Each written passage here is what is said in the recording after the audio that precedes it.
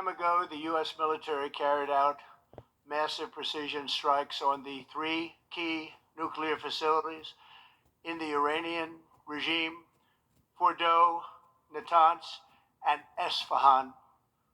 Everybody heard those names for years as they built this horribly destructive enterprise.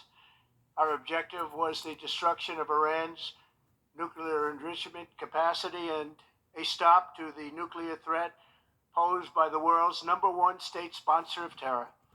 Tonight, I can report to the world that the strikes were a spectacular military success.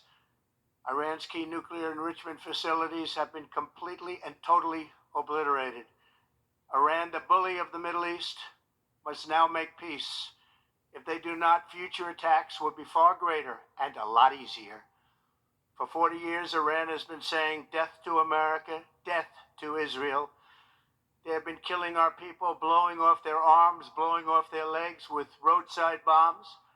That was their specialty. We lost over 1,000 people, and hundreds of thousands throughout the Middle East and around the world have died as a direct result of their hate. In particular, so many were killed by their general, Qasem Soleimani.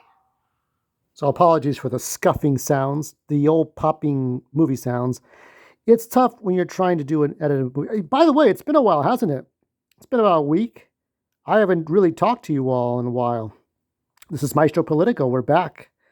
We're not always back, but we're back somehow. I have somehow returned. We have completed our very successful attack on the three nuclear sites in Iran, including Fordow, Natanz, and Esfahan. All planes are now outside of Iran airspace. A full payload of bombs was dropped on the primary site, Fordow. All planes are safely on their way home. Congratulations to our great American warriors. There is not another military in the world that could have done this. Now is the time for peace. Thank you for your attention on this matter. Oh, one typo, but that's okay. You got it done. It says, remember how we got here. Hillary Clinton supplied Iran with uranium to enrich their nuclear program. Barack Obama gave Iran $1.7 billion that they used to fund their nuclear program. And then Joe Biden unfroze over $16 billion of funds for Iran. Don't blame this on Trump. Here's a pro-Trump, or not, anti-Trump, a pro-Harris tweet. Kamala Harris is a bloodthirsty warmonger, they said. She would be too emotional to lead the country. She would start World War III. Here's my thought about that really quick. Now, Megyn Kelly said we don't want her finger on the red button. That's true. In foresight thinking, that's very good thinking. Either she would never press the red button, or she would let a committee of people or the cabinet press the red button for her, which is even worse. Okay? You're the president. You got to make that choice, Madam President. Press the red button or don't. Like, you got to understand what's going on here. She could not handle it. She would turn to Loretta Sanchez. The minute she would talk to Netanyahu, Iranian leaders, she wouldn't know what to do. So, but again, this stuff may not have anything to do with us, or would it? Now, in the midst of a boy's 7th birthday party, happy birthday, late birthday, it's belated, to Cassius Park. He did a Goonies, he had a fun Goonies birthday. I like that movie. If not for its vulgarity and some of the neighborhoods that they shot in, that was not a cul-de-sac. They shot like in real neighborhoods by the ocean. But anyway, Goonies is a movie, and we have real life. But while the 7th birthday party was going on, this bombing Iran's potential for nuclear weapons, that's a hard thing. Now, I remember somebody, I think it was a Japanese man from Japan. He said, how come the U.S. is criticizing other people having nuclear weapons when they have nuclear weapons? It's a fucked life. Now, you could do like what Superman did in the Quest for Peace and take all the nuclear weapons and throw them into the sun, okay? Not what's created Nuclear Man. But if we got rid of all of our nuclear weapons, then the other countries have, the other superpowers, whether it be China, North Korea, Israel, Russia, they would keep their weapons. There's no guarantee. There is what would ultimately force all of us to shake hands, okay? Like here's other countries, okay? We're shaking hands and we're saying, okay, we're all getting rid of the nuclear shit. All the nuclear weapons are gone, okay? Now, this could start World War III. Somebody said in one of the X posts that I'd be happy to be drafted. I mean, I don't want to be drafted. You know, I don't want to be drafted. I don't think other people want to be drafted. And I don't think a 7-year-old wants to be drafted into the army. 18 years old, he just wants. I mean, he wants to play. You know, and we've got our own lives. We just don't want to be going into World War III. Is the only concern we should have. You know, we want to worry about the little things in life mean so much more than what some other country is doing. And Trump said Iran cannot have a nuclear weapon. We spent so much time in Iraq with Bush, and that's why I'm not a full-blooded Republican or Democrat. I am nonpartisan. I am Maestro Drake. I just happen to vote for who the fuck I want to vote for. And everybody can eat my ass and suck out the insides if they don't like what I do. Or they do. So that's where we're at with that. I just don't. I will give a small applause. I will give a small applause to the president. At the same time, I will also hope and pray that nothing bad comes out of this. What the president did was dangerous in foresight, but it was also a gamble. So we are gambling and trying to figure out what's going on and is this right? Is this wrong? Was this the proper thing to do? Let me look at these comments here to the right of the American flag. Why do Democrats not understand that Trump has the power to order military without prior approval? Has legal authority. Yeah, they're asking Grok. Grok has the answers. Grok answered one of my questions, though, about the Clayface movie. So that's where we're at. We don't have the right answers. We don't have the wrong answers. All we have are some answers. Now, Iran without nuclear weapons can't do shit. Okay? In this scenario, the WMDs were almost real, as opposed to Bush era, in which there were no WMDs in Iraq, and they were turning up donuts every time they were going to a site to investigate. So the military were fucked. The Green Zone is still my favorite military movie of all the military movies, okay? McBay may be my most favorite action movie, but it is The Green Zone that is my favorite military movie.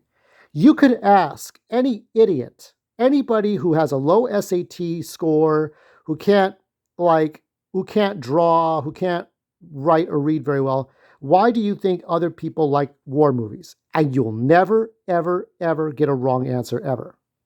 It's not going to happen. They'll say loss of life, loved ones, you lose your legs, you go to war, it's scary, it's this and that. And it's like, what wrong answer can you possibly get from that question? You can't. You cannot. It's not possible.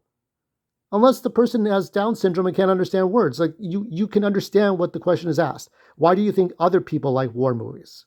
Why do you think they like it? You can never get a wrong answer, ever. Ever, ever. So that's why I like that movie.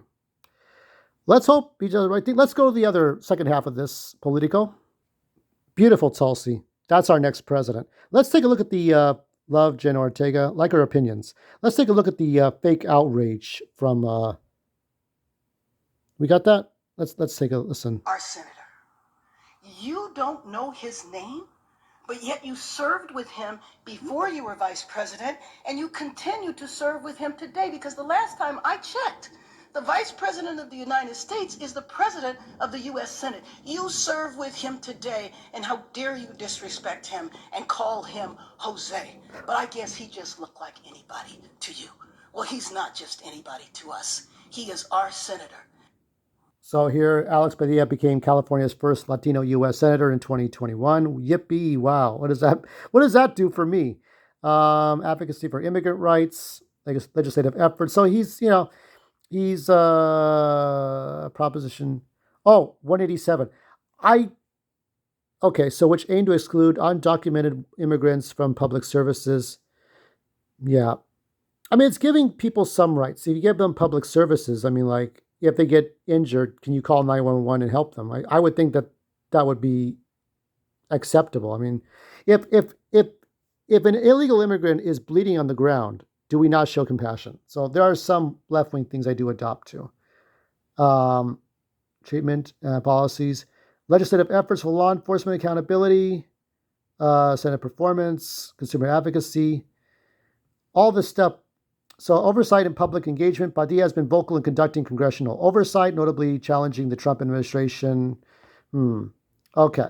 So here's alleged misdeeds and controversies. So, he puts his pants on one leg at a time, one foot in front of the other, and Alex Padilla does what he's supposed to do. He functions as a senator. But here it's like incident at Kristi Noem's press conference this past June. Padilla was forcibly removed and handcuffed after interrupting a press conference held by, So he got jumped. I remember this. So, disrespectful political theater. I don't know what could have been done better. The Department of Homeland Security claimed he lunged forward without identifying himself, but it showed I think I was watching Breaking Points, and it showed that he did identify himself. So that's not a good look.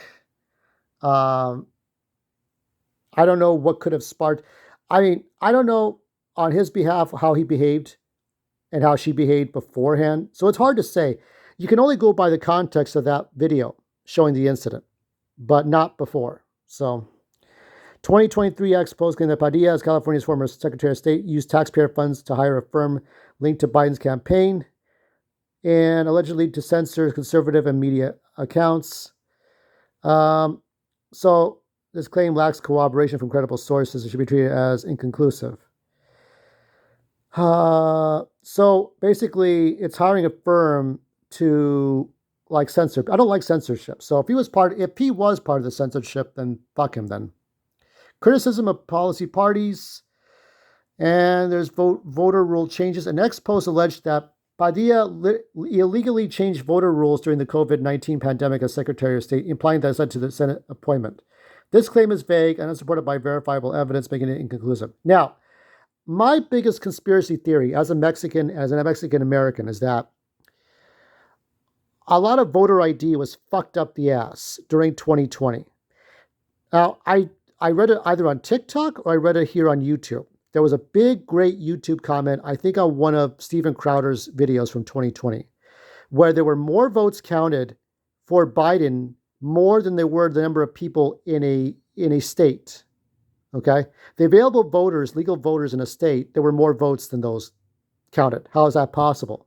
So nobody had any answers. But if you're bringing in undocumented immigrants by the hundreds of thousands, and then just so they can vote for you, like brainless idiots, then that might be something. That's my conspiracy theory, which is not hard to put together. So that's one thing. So you're brought into this country for selfish purposes. There is no honesty in this. Okay. And I was thinking about Eddie Piolín, who's a radio talk guy. He came in illegally, and he's on Trump's side. So there's a lot of different angles to how people's feelings are on this. So analysis of context. Padilla's deeds highlight his role as a trailblazer for Latino representation. The polarized reactions to Padilla's actions reflect broader political divisions, particularly on immigration and government oversight. His supporters argue he represents marginalized communities and democratic accountability, while detractors frame him as emblematic of liberal overreach. Given the lack of conclusive evidence of many criticisms, Padilla's record leans towards significant contributions to representation and policy, tempered by contentious moments that invite debate over his methods. We're not going to dive deeper. The whole thing with J.D. Vance, calling him Jose, did he do it on purpose? Was it meant to be derogatory? Well, we have Kash Patel as the FBI director. Tulsi Gabbard, who is ethnic, is our director of national intelligence. So it's not all white people, white all the time, every time. So there are people of color in the Trump administration who do support Trump. So it's very simple to black and white everything, that he's the evil Darth Vader who has nothing but white people. It's like in Star Wars, all the British people are on the evil empire in the Death Star, and all the American people are the Rebel Alliance. That's the way Irvin Kershner directed that, and that's the way it was kept. And we think that's the way it's supposed to be. And then you see there are different colors on different sides. One side is better than the other according to the other side. So I don't know. Like, I'm just not caring about any of this stuff, but for the fact that these are major things. The bombing in Iran and J.D. Vance being racist or not. I just want people to do their fucking jobs so that I'm well taken care of, so that the system is looking out for me. And if it's not, that problem has to be addressed. So for now, now it's a sit back and wait. Will Iran strike back? Who does Iran have on their side to counteract what Trump did? And if they have nobody, then they have nobody. But, we question 9/11. How did people get to blow up 2 buildings that easily? How did this happen, right? The whole thing with Saddam Hussein. And you compare that to this Republican era with Trump. And I think his back was to the wall. He didn't know how to handle Russia and Ukraine. There are things about Trump I do not like. I don't like Columbus Day coming back. And I don't like how he handled with Russia so far. Putin's going to do whatever the fuck he wants. But the whole thing with Gaza, the whole thing with Israel and Palestine, I don't have a dog in this. I don't want to see people kill each other anymore. In many ways, what happened with Gaza was way worse than what happened with that festival. That sort of Palooza festival where people were doing, and then there was a terrorist attack and people were running, screaming like it was Woodstock in terror. And then Gaza happened. And it was terrifying. So that's it. That's all I got to say. And there'll be some gameplay, and that'll be it. And more shit to come. More goodness. I like what I like, and I don't like what I don't like because that is who I am. I am Maestro Drake.